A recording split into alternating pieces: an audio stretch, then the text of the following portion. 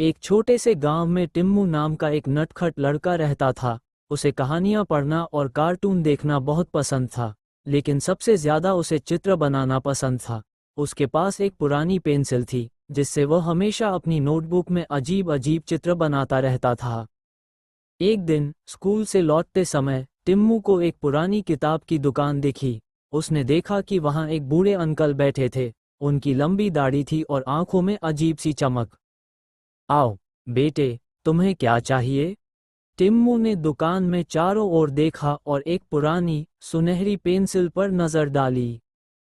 Uncle, ये pencil कितने की है?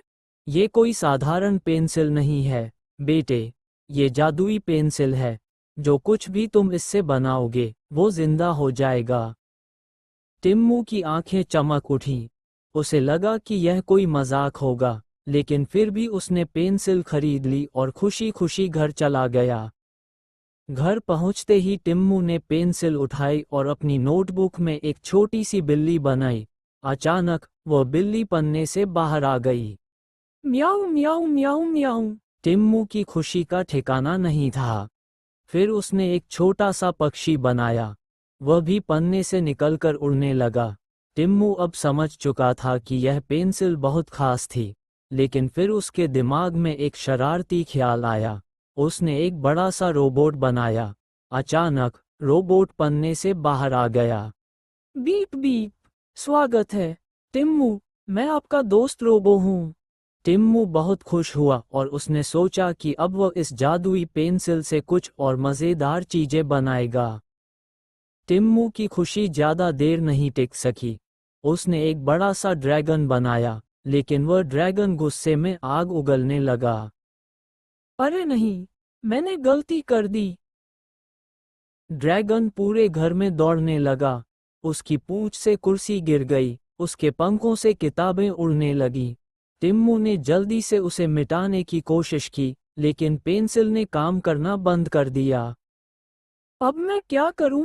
कोई चिंता नहीं टिम्मू, मैं इसे रोक सकता हूं। रोबो ने अपने हाथों से एक बड़ा जाल निकाला और ड्रैगन को पकड़ लिया, लेकिन ड्रैगन बहुत ताकतवर था। वह जाल को फाड़कर फिर से आजाद हो गया। टिम्मू को कुछ करना था। उसने जल्दी से एक और ड्राइंग बनाई, एक जादुई योद्धा। जैसे ही योद्धा पन्ने से बाहर आया, उसने तलवार निकालकर ड्रैगन को काबू में कर लिया।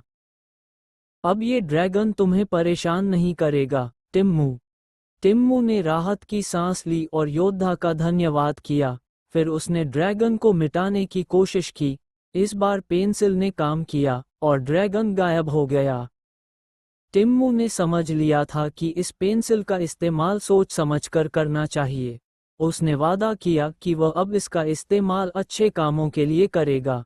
अब वह इससे सुंदर चित्र बनाता, लोगों की मदद के लिए जादुई चीजें बनाता और सबसे ज़रूरी, वह इसे अपनी शरारतों के लिए कभी इस्तेमाल नहीं करता। लेकिन क्या टिम्मू अपनी बात पर कायम रह पाएगा? क्या ये पेंसिल और भी रोमांचक कारनामे करेगी?